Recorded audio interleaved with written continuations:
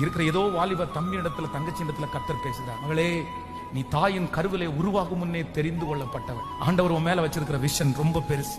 ஆண்டவர் உனக்காக வச்சிருக்கிற வழி ரொம்ப பெருசு.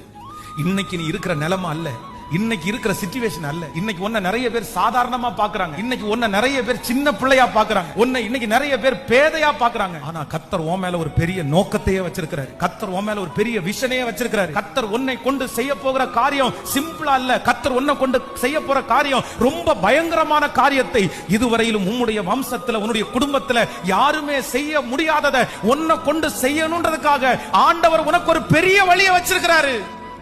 இது சாதாரணமானதுதான். ஆனா ஆண்டவர் உன்னை கொண்டு வச்சிருக்கிற விஷன் அது காடுகளை மலைகளை தாண்டி லட்சங்களை ஆதாயப்படுத்துகிற அந்த விஷனை கர்த்தர் உன் மேல வச்சிருக்கிறாரு. கர்த்தர் நீ பிறக்கும் போதே உன்மேல் வைத்திருக்கிற நோக்கம் ரொம்ப பெருசு, ரொம்ப பெருசு.